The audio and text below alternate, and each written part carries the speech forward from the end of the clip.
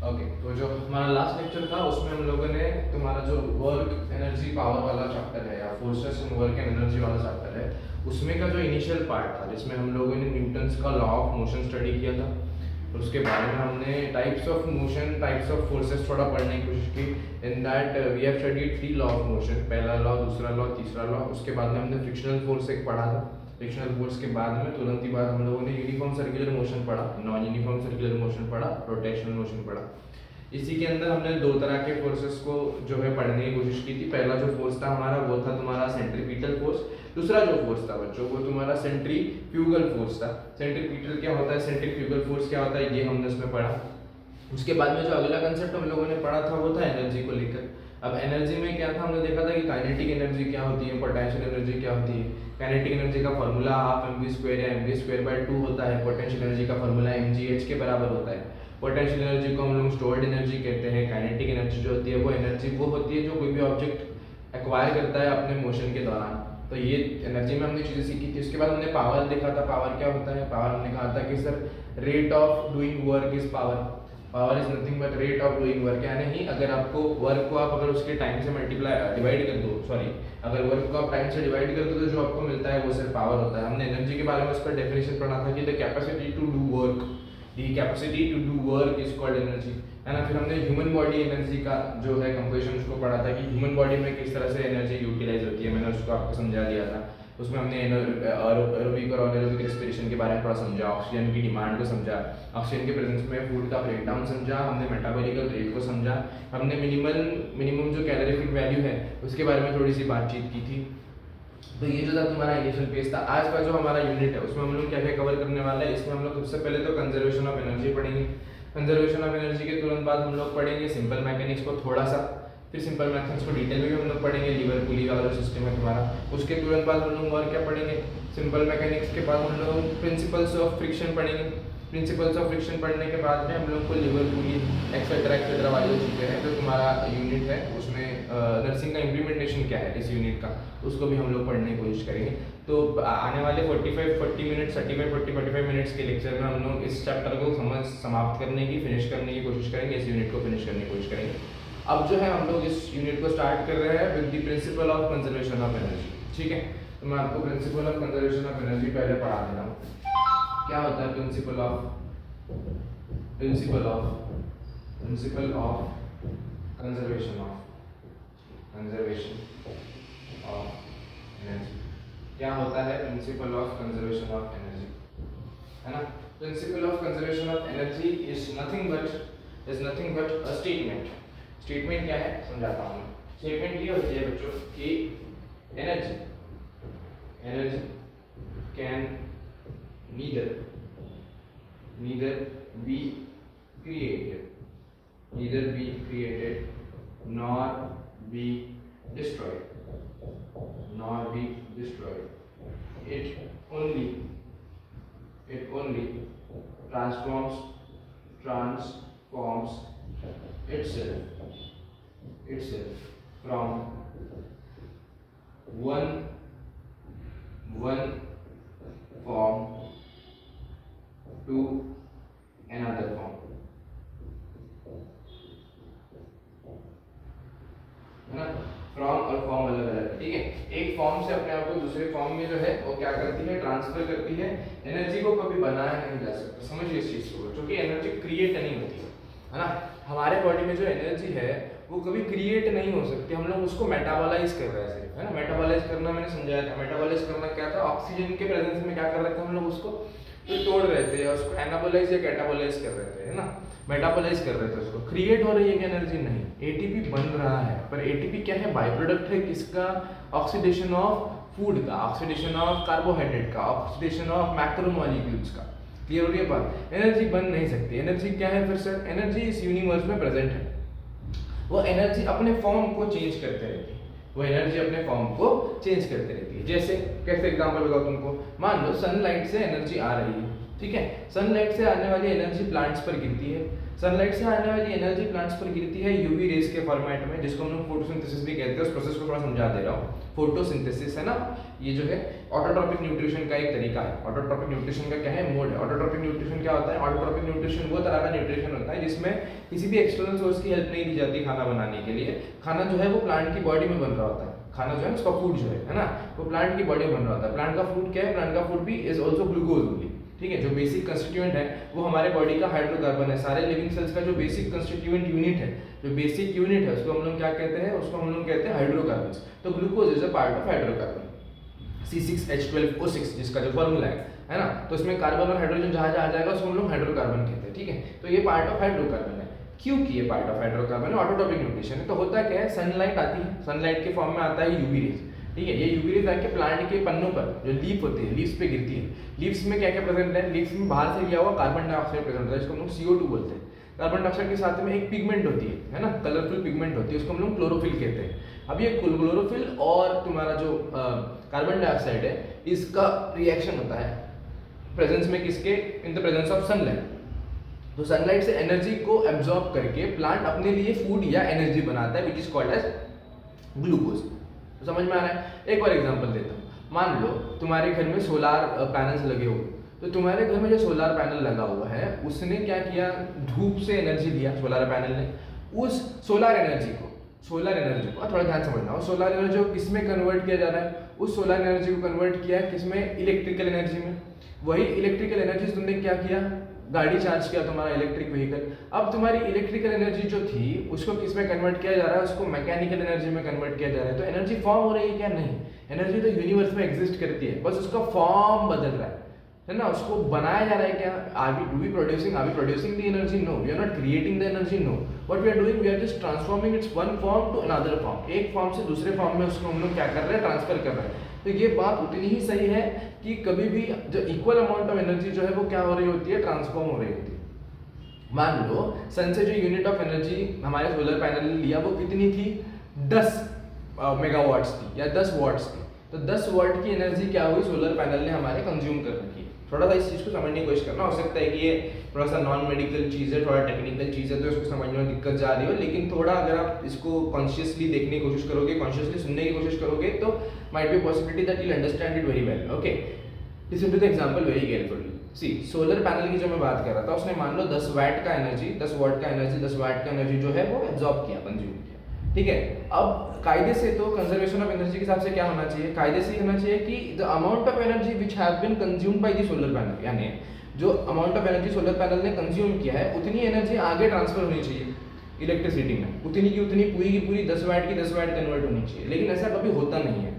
ऐसा क्यों नहीं होता है? क्योंकि कुछ अमाउंट ऑफ एनर्जी का लॉस होता है। कहाँ लॉस होगा? लेकिन लॉस मतलब वेस्ट हुई क्या? वेस्ट नहीं हुई। कुछ अमाउंट ऑफ एनर्जी, मान लो 0.1 वाट या 1 वाट एनर्जी, उस एनर्जी को ट्रांसफर करने के लिए, है ना, उसको एक जगह से दूसरी जगह लेके जाने के लिए इस्तेमाल हुई होगी। क्लियर हो रही है के बाद? कुछ अमाउंट ऑफ एनर्जी उसका इस्तेमाल करने के लिए, उसको लेके जाने के लिए एक जगह से दूसरी जगह, यानी हमारे सोलर पैनल से लेकर के तुम्हारी इलेक्ट्रिसिटी वाली बाइक तक, इलेक्ट्रिक बाइक तक लाने में इस्तेमाल हुई होगी। तो पूरा 10 वाट का 10 वाट एनर्जी जो उसने कंज्यूम किया था, जिसने कंज्यूम किया था सोलर पैनल ने, वो कि वो 10 वाट की 10 वाट एनर्जी तुम्हारे बाइक तक नहीं जाएगी। उसमें से 1 वाट वाली एनर्जी तो उसको ट्रांसफर करने में, उसको ट्रांसपोर्ट कराने में इस्तेमाल होगी।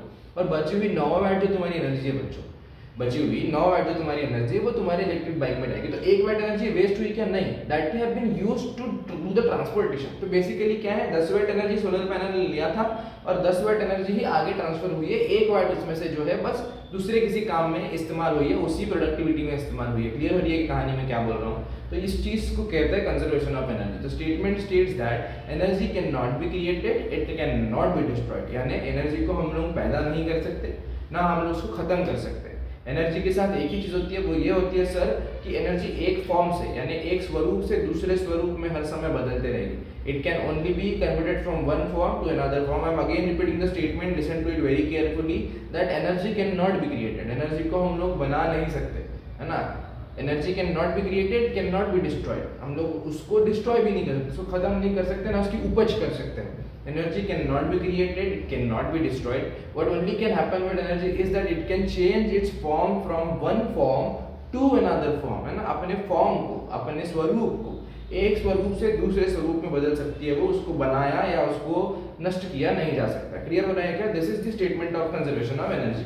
ठीक है, क्लियर हो रही है क्या बात? अरे हाँ या ना, है ना? तो मैंने इसको एक और चीज तुमको बताया था, अगर तुम्हारा ब्लॉक वाला एग्जांपल तुमको याद होगा, ब्लॉक वाला एग्जांपल, है ना? अब ब्लॉक वाले एग्जांपल में हम लोग फ्रिक्शन पढ़ चुके हैं। फ्रिक्शन क्या था? Friction what was friction? अगर तुमको याद होगा तो फ्रिक्शन क्या हुआ करता था बच्चों? Friction used to be a resisting force, है ना? फ्रिक्शन क्या होता था? रेजिस्टिंग फोर्स होता था। रेजिस्टिंग मतलब रेजिस्ट करने वाला, मतलब रोकने वाला। तो जब यहाँ पर ब्लॉक लगा हुआ था, ठीक है, मैं केसेस समझा दे रहा हूँ तुमको कैसे कैसे क्या क्या है। मैं यही एनर्जी वाले कंसेप्ट को थोड़ा सा डिटेल में ले रहा हूँ क्योंकि ये समझना इंपॉर्टेंट है, इस पर सवाल बनने की पॉसिबिलिटी अच्छी खासी है। ठीक है, तो अगर इस तरह से स्प्रिंग लगी हुई थी और इस स्प्रिंग को अटैच था तुम्हारा ब्लॉक, अब ये जो सरफेस है, ये सरफेस भी कुछ फ्रिक्शन बना रहा होगा, अरे घर्षण पैदा हो रहा होगा ना, जब दो ऑब्जेक्ट एक दूसरे के ऊपर रब करते हैं, when two objects rub on each other's surface what happens? friction produce होता है। तुम देखा है पुराने जो केवमैन्स हुआ करते थे, है ना, स्टोन एज में जो केवमैन्स हुआ करते थे, वो लोग फ्रिक्शन से, out of friction they used to make fire.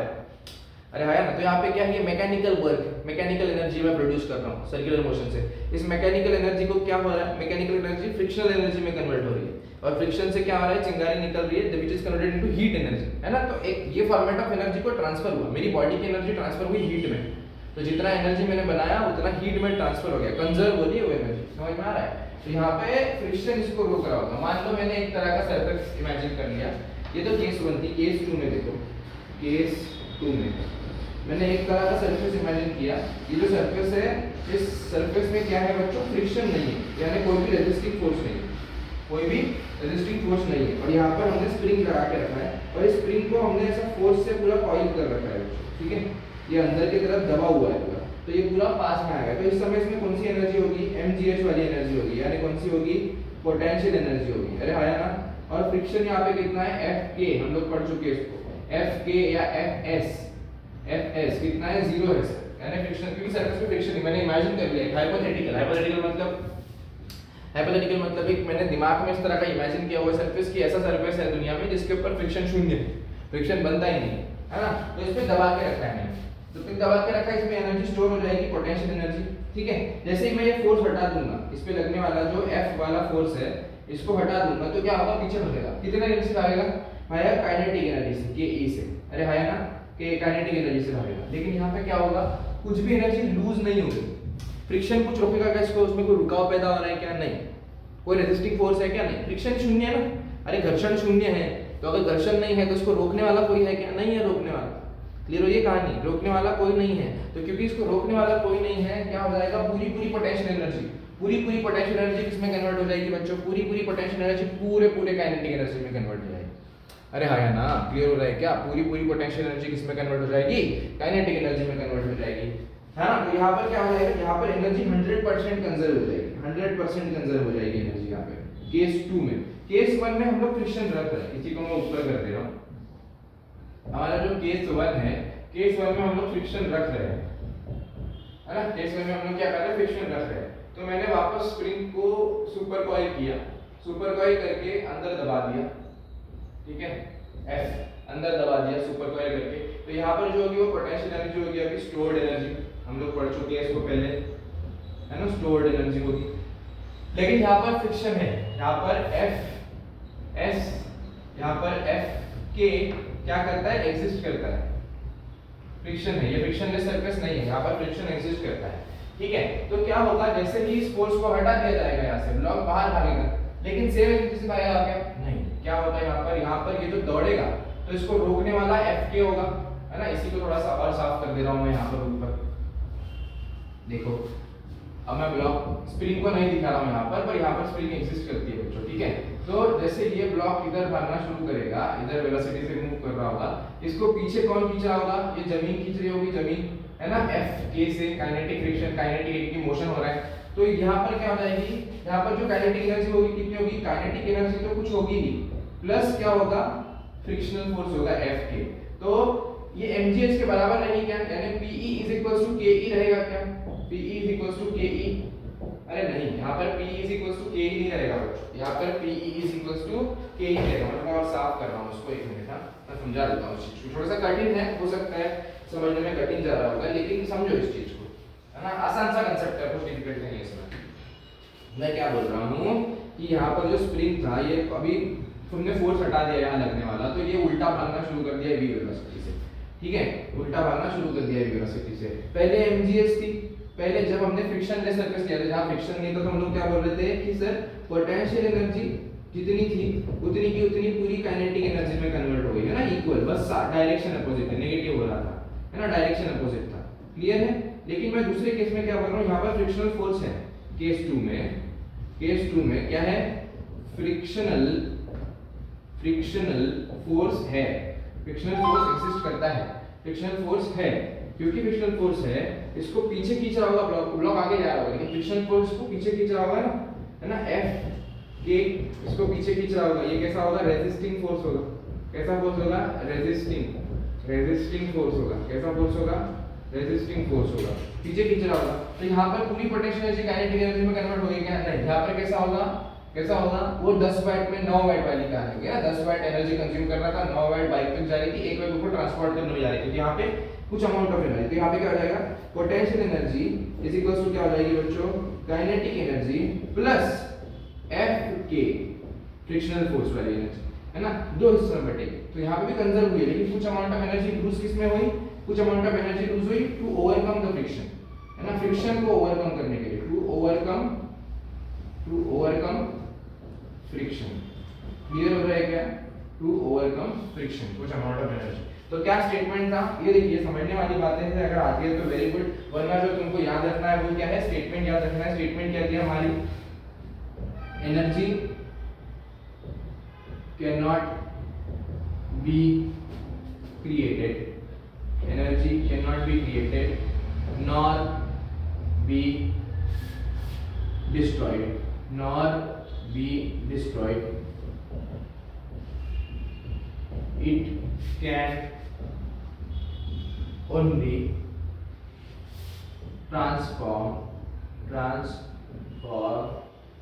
from one form to another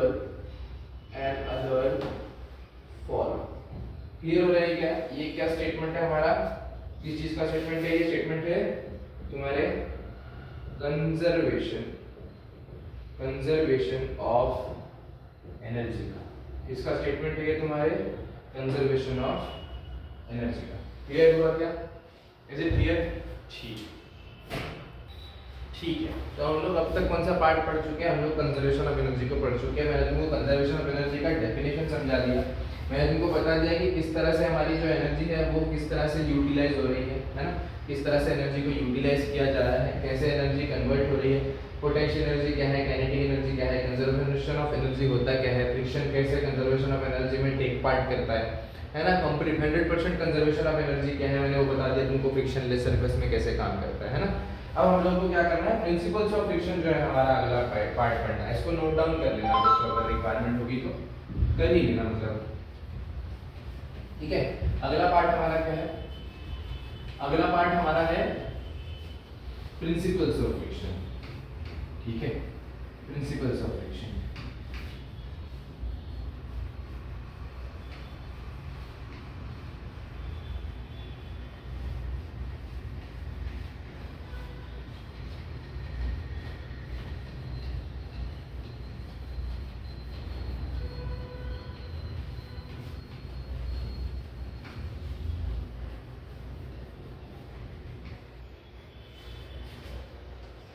क्या होता है principles of friction, principles of friction में हम लोग प्रिंसिपल मतलब फ्रिक्शन किस तरह से काम करता है, व्हाट आर उसके प्रिंसिपल्स क्या है उसको पढ़ने की कोशिश करेंगे, ठीक है। सबसे पहले जो फिजिक्स में प्रिंसिपल्स है उसको समझ लो। फ्रिक्शन प्रोड्यूस कब होता है बच्चों, सबसे पहला when friction is produced, what is the condition to produce friction, दो ऑब्जेक्ट्स, मान लो ये एक सरफेस है, ठीक है, इस सरफेस पर एक हमने बड़ा रेक्टेंगुलर ऑब्जेक्ट रखा हुआ है, ब्लॉक रखा हुआ है, रेक्टेंगुलर ब्लॉक का नाम कैपिटल एम रख देते हैं, इसका मास कैपिटल एम रख देते हैं, इसके ऊपर एक छोटा ब्लॉक हमने रखा हुआ है स्मॉल एम, ठीक है। अब जब ये स्मॉल एम कैपिटल एम पे मूव करना शुरू करेगा तो क्या होगा, फ्रिक्शन प्रोड्यूस होगा। तो क्या रिक्वायरमेंट है, पहले तो friction is produced when two objects रब on each other's surfaces, है ना। दो ऑब्जेक्ट एक दूसरे के सरफेसेस के ऊपर रब करते हैं तब जो है तुम्हारा क्या होता है, फ्रिक्शन जो है बच्चों को प्रोड्यूस होता है, ठीक है। उसके बाद में फ्रिक्शन क्या है, दूसरा प्रिंसिपल क्या है, जो मैंने तुमको तब से चिल्ला चिल्ला के बता रहा हूँ कि फ्रिक्शन फोर्स या frictional force is a resisting force। कैसा फोर्स है, रेजिस्टिंग फोर्स है ना। क्या करता है, रेजिस्टिंग फोर्स है। रेजिस्टिंग मतलब क्या, रोकने वाला, ठीक है। वन रेजिस्टिंग मतलब क्या, one which resist the motion, जो मोशन को रोकने की कोशिश करेगा, वो रेजिस्टिंग फोर्स है। अच्छा, दो हो गए। तीसरा पॉइंट क्या है सर इसमें, तीसरा पॉइंट क्या है, तीसरा पॉइंट क्या है, ये जो मोशन है, फ्रिक्शनल फोर्स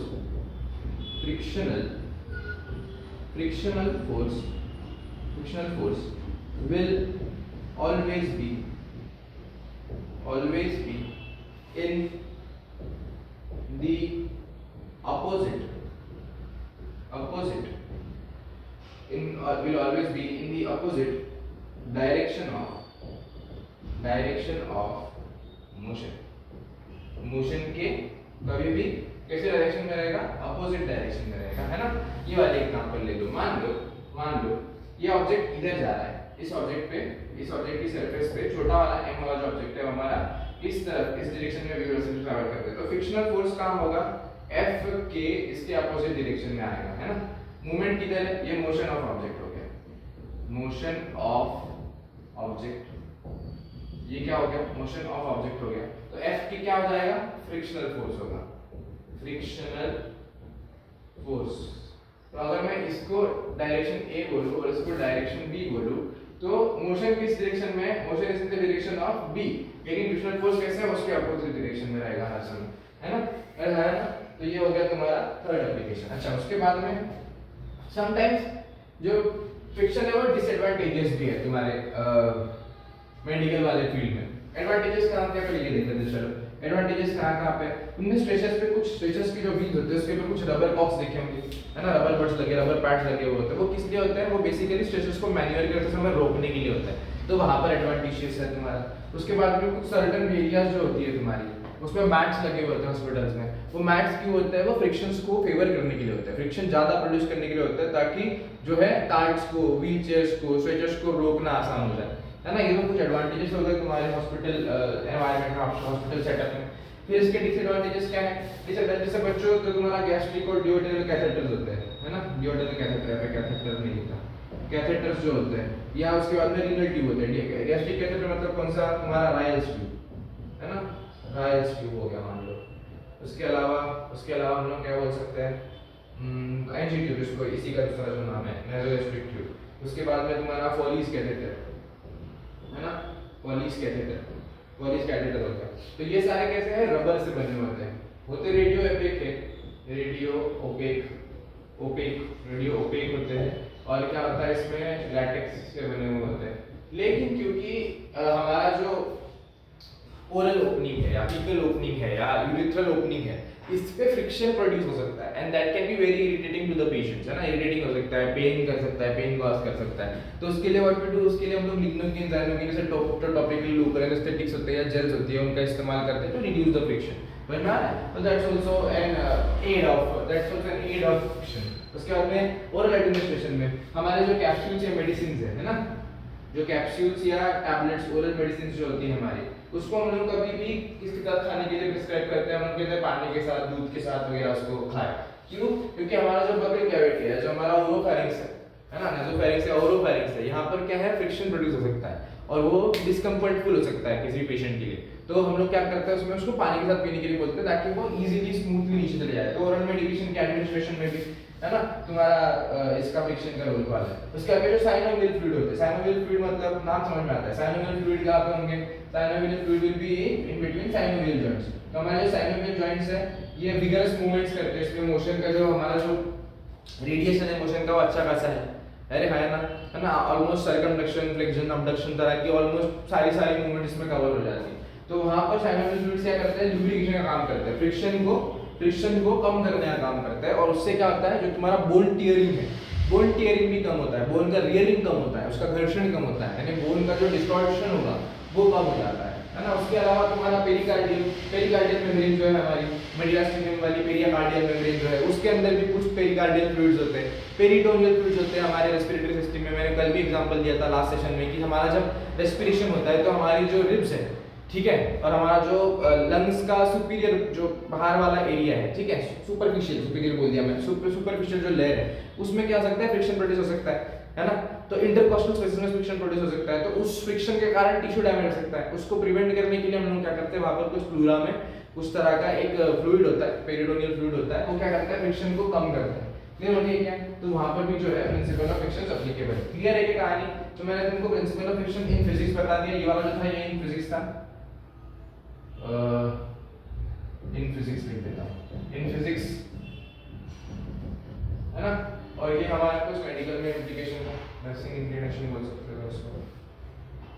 तो हमारा ये भी हो गया, हमारा फिजिक्स में भी इसका प्रिंसिपल मैंने तुमको समझाया। क्लियर है क्या कहानी? यहाँ तक कहानी क्लियर है? ठीक है, ठीक है। तो हमारा जो एनर्जी वाला और प्रिंसिपल्स ऑफ फ्रिक्शन वाला जो कांसेप्ट था उसको खत्म कर दिया है। अब मैं तुमको सिंपल मैकेनिक्स का थोड़ा सा ब्रीफ दे रहा हूँ, उसके बाद हम लोग सिंपल मैकेनिक्स थोड़ा सा इन डिटेल पढ़ लेंगे, ठीक है, आने वाले अगले हाफ सेशन में। समझिए इसको, सिंपल मैकेनिक्स क्या होता है, what is simple mechanics, what is simple mechanics. Simple mechanics is nothing but transformation of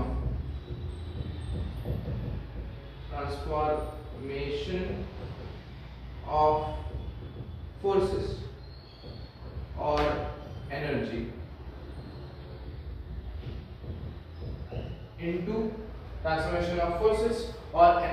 into किसमें, into work, ठीक है, work through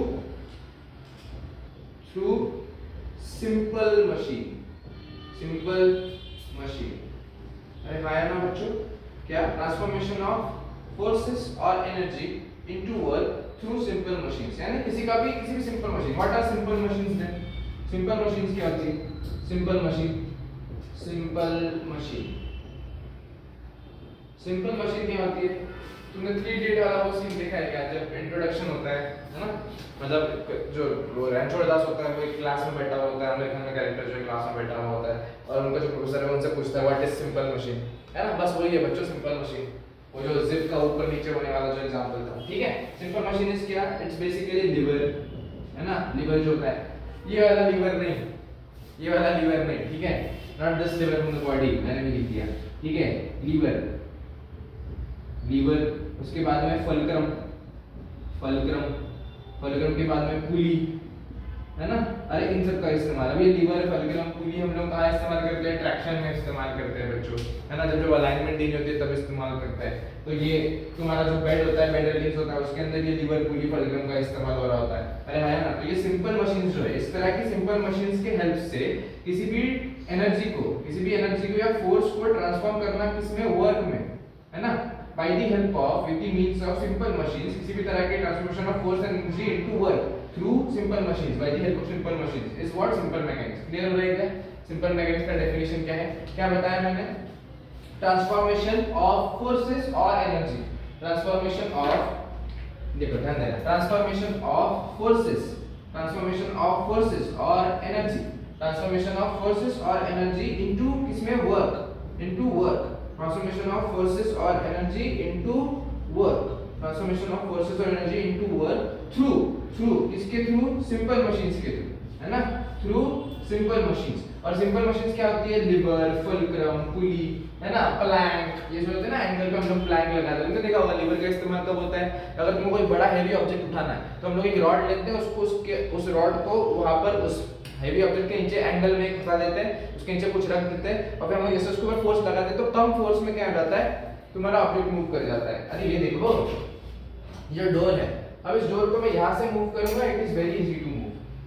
समझ में आ रहा है कि डिस्टेंस ज्यादा है इसका सेंटर से, लेकिन इसी डोर को अगर मैं पास में जाके मूव करने जाऊंगा तो यहाँ ताकत तुमको ज्यादा लगेगी, लेकिन तुम एक्सिस के पास में आ जाओगे। तो लीवर क्या करता है? तुम्हारा जो सेंटर ऑफ मास है उसको दूर खींच लेता है, and then it is easy to move the object. समझ में आ रहा है क्या? लेस एफर्ट्स पे ऑब्जेक्ट मूव कर जाता है। क्लियर हो गई कहानी? तो इसमें सिंपल मैकेनिक्स का डेफिनेशन क्या था? ट्रांसफॉर्मेशन ऑफ फोर्स और energy into work through simple machine. Simple machines क्या होती है? लीवर, फुलक्रम, पुली, है ना? कुछ दो तीन चीजों को मिलाकर एक, दो तीन सिंपल चीजों को मिलाकर एक जो मशीनरी बन जाती है उसको हम लोग सिंपल मशीन कहते हैं। उसका एग्जांपल क्या है? ये सिंपल मैकेनिक्स का डेफिनेशन यहाँ पर मैंने तुमको लिखवा दिया है। क्लियर हो गई कहानी? I think it is very clear. ठीक है, उसके बाद प्रिंसिपल्स ऑफ मैकेनिक्स बच्चों। उसके बाद में कहानी क्या है? प्रिंसिपल ऑफ मैकेनिक्स की है। प्रिंसिपल ऑफ मैकेनिक्स क्या है sir? When work is done by the machine, when work is done by the machine, the resistance R move through a distance dr। अब resistance R क्या है? देखो, जब भी किसी मशीन से काम होता है, when work is done by, यहाँ पे देखना, इस चीज को याद रखना, by the machine, by the machine, जब मशीन के द्वारा वर्क हो रहा है, कोई मशीन जब वर्क कर रही है तो क्या होता है? वो तुम्हारा रेजिस्टेंस है ना? जब मशीन काम करोगी तो कोई एक रेजिस्टिंग फोर्स होगा। जैसे मान लो गाड़ी चल रही है, तो गाड़ी एक मशीन है, गाड़ी चल रही है तो एक रेजिस्टिंग फोर्स भी होता है पीछे dr का। तो ये जो रेजिस्टिंग फोर्स है ना, ये dr भी कितने से आगे बढ़ता है, मूव करता है? स्मॉल dr से। स्मॉल dr क्या है? स्मॉल dr, r क्या है? द रेजिस्टेंस है। स्मॉल dr क्या है? What is small dr? Small dr is very small distance, very very very small distance. अब ये dr कहां से आया? ये वाले पंक्ति में तुम लोग मत पढ़ो, क्योंकि ये डिफरेंशिएशन है बच्चों। dr जो होता है ना, dr ये डिफरेंशिएशन है, दैट इज प्योरली मैथमेटिक्स। हमको इतना डिटेल में उसमें घुसने की जरूरत नहीं है। I can teach the whole differential equation to you, dr क्या होता है, dx क्या होता है, सब, लेकिन उसमें बहुत समय वेस्ट होगा और तुम्हारे काम का भी नहीं, उसमें सवाल भी नहीं आने वाला है ना। तो आसान सी चीज क्या है? ये जो है ना, by the machine, when work is done by the machine. By the machine वाला जो पार्ट है, ये क्या है? ये इनपुट होता है। What is this? This is input basically. हम लोग कितना इनपुट डाल रहे हैं। And when work is done on the machine, और जब मशीन के ऊपर वर्क हो रहा है तो वो क्या है? वो तुम्हारा आउटपुट होता है। उसमें जो होता है वो एफर्ट होता है। ई जो होता है ना, ई जो होता है वो क्या होता है? एफर्ट होता है। और ये स्मॉल एफर्ट, ये जो एफर्ट है ये भी small D, small distance D से, very small, very very very small distance D से मूव कर रहा होता है। तो इस basically input is equals to output is principle of mechanics. समझ में आया क्या? दो चीजें याद रखना है। पहले में क्या लिखोगे? पहले में लिखोगे when work is done by the machine, when work is done by the machine, the resistance R moves through a distance dr, and then when the work is done on the machine, है ना, when work is done on the machine, effort E होगा वहाँ पे, क्या रहेगा? when the work is done on the machine, the effort E acts through a small distance de। तो basically R dr जो होता है, ये डिफरेंशियल इक्वेशन है। इसमें r dr की जगह पे तुम लोग x dx ले सकते हो डिस्प्लेसमेंट के लिए, v d भी ले सकते हो वेलोसिटी के लिए, but that is basically mathematics. तो जो ऊपर वाला स्टेटमेंट है दैट इज इनपुट, जो हम लोग इनपुट डाल रहे हैं, और जो मशीन से बाहर निकल रहा है, मशीन से बाहर निकल रहा है, उसको आउटपुट कहते हैं, वो इधर है। तो r dot dr is equals to e dot dr और e डॉट de, ऐसा होता है। समझ में आ रहा है ये कहानी? तो ये input is equals to output होता है। ये तुम्हारे सिंपल मैकेनिक्स का सबसे इंपॉर्टेंट प्रिंसिपल है। ठीक है, वेरी इंपॉर्टेंट प्रिंसिपल। इस पे क्वेश्चन सॉर्ट रखा आएगा। Very important principle, very important principle. अरे यहाँ तक क्लियर हुआ क्या? Is it clear? यहाँ तक अगर दिमाग में पिक्चर क्लियर है क्या? यहाँ तक दिमाग में पिक्चर क्लियर अगर है तो हम लोग थोड़ा सा आगे बढ़ सकते हैं। ओके, तो हम लोग कहाँ पर थे? हम लोगों ने जो लास्ट किया वो सिंपल मैकेनिक्स मैंने तुमको पढ़ा दिया था। उसके बाद में प्रिंसिपल्स ऑफ सिंपल मैकेनिक्स में सबसे इंपॉर्टेंट प्रिंसिपल जो है उसको पढ़ाया। अब जो मैं तुमको पढ़ाने जा रहा हूँ बच्चों, वो क्या है? सिंपल मशीन है। तो सिंपल मशीन में हम लोगों ने लीवर की बात कर लिए थे, है ना? ये वाला लीवर नहीं, जो लीवर की बात कर रहे हैं वो लीवर वाली बात कर रहे हैं। Lever is in basically angle, एक हम लोग रॉड की जैसे इसको इस्तेमाल करते हैं। तो अब उसको समझा रहा हूँ। लीवर को तीन क्लास में डिवाइड किया। तुम्हारा एक होता है फर्स्ट क्लास लीवर, एक होता है सेकंड क्लास लीवर, एक होता है थर्ड क्लास लीवर। ठीक है, फर्स्ट क्लास लीवर में देखो क्या है, ये जो नीचे दिखा हुआ है ना टीका सा, है ना, इस टीके हुए चीज को क्या कहते हैं? फल्क्रम कहते हैं, जो बेसिकली बेस रहेगा उसका। उस बेस के ऊपर एक तरह का एक रॉड लगाया हुआ है। उस बेस के ऊपर क्या किया हुआ है? एक तरह का रॉड लगाया हुआ है। और यहाँ पर जो है तुम्हारा लोड है। लोड मतलब जिस भी चीज को तुम उठा रहे हो, लोड क्या है? जिस भी चीज को तुम उठाने जा रहे हो उसको लोड कहते हैं। लोड क्या हो जाएगा? जिस भी चीज को तुम उठाने जा रहे हो वो लोड रहेगा। और ये क्या है? नीचे तरफ लगने वाला फोर्स है।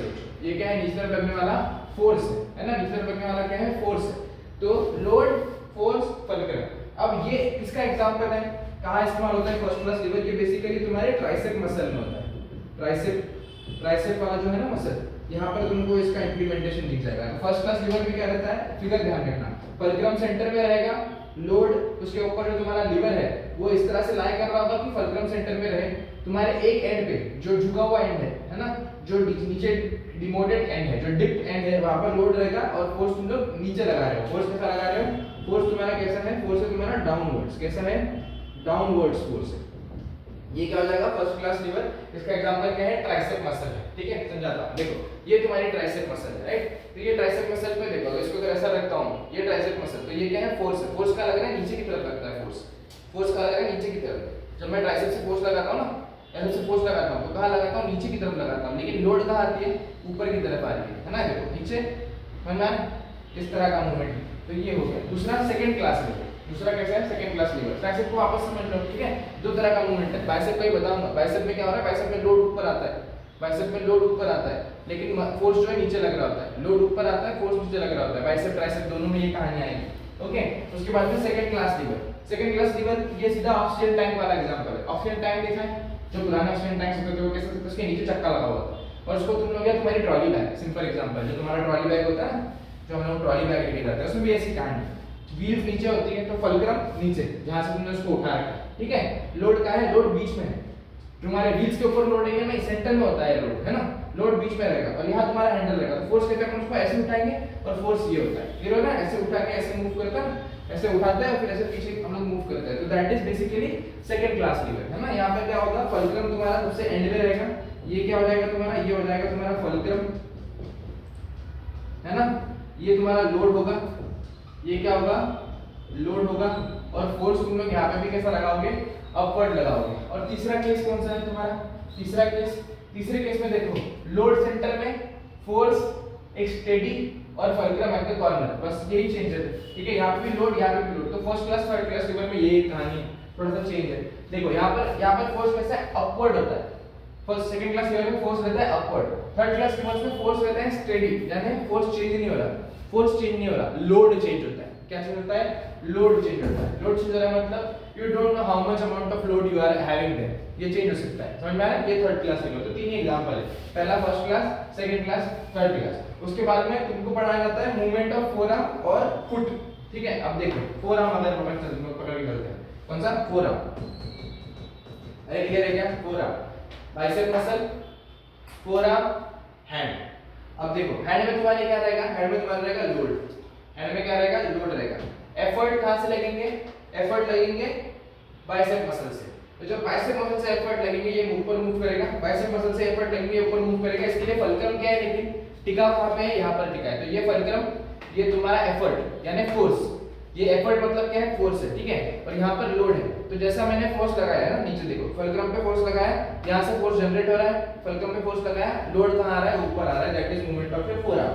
और फुट में क्या होता है, फुट में कैसे कहानी है, फुट में देखो मान लो ये मेरा फुट है ना, पैरों का फुट है, और ये ऐसा रखा हुआ रहेगा, तो ये जो तुम्हारा बॉल है पीछे का, ये फलक्रम कैसा काम करता है ना, ये लोड के ऐसा फलक्रम कैसा काम करता है। अब इस पे तुम फोर्स लगाओगे इस तरह से ऊपर, है ना, ऊपर, तो तुम्हारा जो फोर्स है, फोर्स कहाँ लग रहा है, पैरों पे ऊपर लग रहा है। अरे तुम यहाँ लगा रहे हो ना फोर्स पीठ पे, कैमरा ड्रिल कर देंगे, पैर दिख रहा है क्या, दिख रहा है, हाँ सी ना, ये वाला जो पोर्शन है हमारा, यहाँ पर हम लोग फोर्स लगा रहे हैं, फोर्स कहाँ है, यहाँ पर है, इसको मूव करने के पर्सपेक्टिव से, ठीक है, विजिबल है। फोर्स हम लोग कहाँ लगा रहे हैं, इसको मूव करने के, तो I am trying to move this upwards, I am trying to move this upwards, right. लेकिन फोर्स कहाँ लग रहा है, फोर्स कहाँ लग रहा है, यहाँ पर लग रहा है। एफर्ट्स कहाँ से आ रहे हैं, काफ मसल से आ रहे हैं, एफर्ट्स काफ मसल से आ रहे हैं। This is the toe is acting like a load, ठीक है। तो लोड यहाँ पर दिया, मूव ऊपर किया फोर्स, लेकिन एफर्ट्स कहाँ से आ रहे हैं, काफ मसल से आ रहे हैं, क्लियर है कहानी। तो that is movement of your foot. तो ये डायग्राम फुट के लिए याद रखना तुम लोग। यहाँ पर ये तुम्हारा क्या हो जाएगा, ये तुम्हारा एफर्ट हो जाएगा, ये एफर्ट हो जाएगा, ये लोड हो जाएगा, है ना, और ये तुम्हारा फोर्स हो जाएगा, ओके। यहाँ पर क्या हो जाएगा, ये फोर्स, लोड, एफर्ट, तो ये दो, एक फुट फोरआर्म का और फुट का, दो कंसीडर करके दिमाग में चलना है आगे, क्लियर है, ठीक है, ओके। तो हम लोगों ने जो लीवर वाला पार्ट था, first class lever, second class lever, third class lever पढ़ लिया। अब तुम्हारा आखिरी पार्ट है इसका, वो फलक्रम, सॉरी फलक्रम बोल रहा हूँ, ट्रैक्शन है। यहाँ तुमको डायग्राम दिखाई दे रही है रसेल ट्रैक्शन की है, ठीक है। मैं रसेल ट्रैक्शन को लास्ट में लूंगा, उससे पहले मैं देता हूँ तुम्हारा फिक्स्ड ट्रैक्शन। फिक्स्ड ट्रैक्शन में हम लोग क्या करते हैं, एक पर्टिकुलर साइड पे, जिस भी साइड पे है ना, वहां पर हम लोग क्या करते हैं, पैर को रिस्ट्रिक्ट करके रख देते हैं, रिस्ट्रेन करके रख देते हैं, फिक्स्ड रख देते हैं, है ना। जैसा B cast, B cast is an example. अगर तुम बी कास्ट को पैरों पे लगा दो, अगर मान लो है ना फीमर और टिबिया पे लगा दो, तो वो जो हो जाएगा तुम्हारा फिक्स्ड ट्रैक्शन हो जाएगा। उसके बाद में सेकंड वाला एग्जांपल कौन सा है इसका बच्चों? सेकंड वाला होता है बैलेंस ट्रैक्शन। ये तुम लोगों ने तुम्हारे सर्जिकल वार्ड्स में, ऑर्थोपेडिक वार्ड में देखा हुआ होगा। इसमें क्या होता है, जो पेशेंट का होता है ना पैर, उसको हम लोग एक पुली के द्वारा, बीच में सेंटर में पुली होगा है ना, या साइड में रेलिंग में पुली होगा, ट्रैक्शन के साथ में पैर तुम्हारा जो होगा डाउनवर्ड्स जा रहा होगा, ठीक है, ट्रैक्शन इस तरह से होगा और नीचे एक लोड होता है ना, बेड के फुट की तरफ एक लोड होता है, दैट इज बैलेंस ट्रैक्शन। हम लोग बेसिकली फोर्सेस को बैलेंस करने की कोशिश करते हैं, रिस्ट्रेन करने की कोशिश करते हैं। सबसे तीसरा टाइप है जो सबसे थोड़ा सा कठिन समझने में, तुम्हारा रसल ट्रैक्शन। रसल ट्रैक्शन में कैसा है, देखो यहाँ पे एक स्लिंग लगा होगा पैर के नीचे, ये फीमर टिबिया वाले केस में होगा, तो उसके फीमर के नीचे एक स्लिंग लगा हुआ होगा, उसको एक पुली अटैच होगी ऊपर, ठीक है, ट्रैक्शन के द्वारा एक पुली अटैच होगी। यहाँ से एक रोप आएगी जो दो अलग पुली से कनेक्टेड होगी, एक तो पहली पुली से जो बेडरिंग पे रहेगी, उसके बाद में फुट से कनेक्टेड होगी, और फुट से आने वाली पुली वापस से नीचे लोड के साथ में जा रही है। क्लियर हो रहेगा? इसको क्या कहते हैं? इसको कहते हैं तुम्हारा रसल ट्रैक्शन। अब इसका थ्योरेटिकल पार्ट तुमको थोड़ा सा पढ़ना पड़ेगा, ठीक है, लेकिन जो आउटलाइन है उसका, रफ आउटलाइन है, वो इस तरह का ही है। क्लियर हो रही है कहानी? तो पहला कौन सा था? पहला जो था हमारा वो था फिक्स्ड ट्रैक्शन। पहला कौन सा था? पहला था फिक्स्ड ट्रैक्शन। पहला कौन सा था? पहला था फिक्स्ड ट्रैक्शन। दूसरा तुम्हारा बैलेंस ट्रैक्शन है ना, जहाँ पर लोड जो होता है उसको हम लोग फिट से पिन से अटैच कर रखते हैं बोन को, और फिर उसके बाद में लोड को हम लोग आगे ड्रॉप कर देते हैं, मोस्टली बेड के सामने ड्रॉप करते हैं, फुट ऑफ द बेड पे, या उसके अलावा साइड ऑफ द बेड पे उसको वेट को ड्रॉप करके रखते हैं। तो ये होगा तुम्हारा बैलेंस ट्रैक्शन। बैलेंस ट्रैक्शन के बाद में जो तुम्हारा अगला है वो कौन सा है? वो है रसल ट्रैक्शन। रसल ट्रैक्शन क्या है? Russell traction basically, Russell traction की बैलेंस ट्रैक्शन का ही एक एडवांसमेंट है, ठीक है। इसमें एक्चुअली क्या होता है, रसल ट्रैक्शन में ना जो वेक्टर फोर्सेस होती है, वेक्टर फोर्सेस के एडिशन से बनाया गया है। इसका जो कांसेप्ट है बेसिकली वो वेक्टर फोर्स एडिशन के ऊपर बिलोंग करता है। वेक्टर फोर्स एडिशन क्या होता है? जिसमें हम लोग क्रॉस प्रोडक्ट कर रहे होते हैं, उसको वेक्टर फोर्स एडिशन बोलते हैं, ठीक है, cross product. This is pure mathematical. तुमको समझने वाली कहानी क्या है कि स्लिंग जो होगी वो हम लोग पैर के नीचे रखते हैं वुडन ब्लॉक की हेल्प से, वुडन ब्लॉक से उसको थोड़ा सा अपलिफ्ट करके पैर के नीचे एक स्लिंग लगी होती है, उसको एक पुली से कनेक्ट किया होता है। वो पुली अल्टरनेट दो पुली से कनेक्टेड होगी, जैसे यहाँ पे दिखाई दे रही है, ठीक है, तो ये दो पुली से कनेक्टेड होगी, और जो दूसरा स्लिंग रहेगा, वो दूसरा जो एंड रहेगा वो तुम्हारा नीचे लोड के साथ में होगा। क्लियर हो रहेगा? तो ये तुम्हारे टिबिया को एक सर्टेन प्लेस में अरेंज करने के लिए काम में आता है। क्लियर हुई कहानी? तो ये तुम्हारे सिंपल मैकेनिक्स का लास्ट पार्ट था, जिसको हम लोग ट्रैक्शन कहते हैं। तो हम लोग फुलक्रम पढ़ चुके हैं, ट्रैक्शन पढ़ चुके हैं, कंजर्वेशन ऑफ एनर्जी पढ़ चुके हैं इस यूनिट में। उसके अलावा हम लोगों ने प्रिंसिपल ऑफ सिंपल मैकेनिक्स पढ़ लिया है, प्रिंसिपल ऑफ फ्रिक्शन पढ़ लिया है। तो ऑलमोस्ट जो हमारा सेकंड यूनिट है वर्क एनर्जी पावर वाला या फोर्स वर्क एंड एनर्जी वाला, वो यहाँ पर फिनिश हो जाता है, यहाँ पर खत्म हो जाता है, ठीक है। नेक्स्ट यूनिट हम लोग अगले सेशन में हमारे कन्वीनियंस के हिसाब से चेक करके स्टार्ट करेंगे।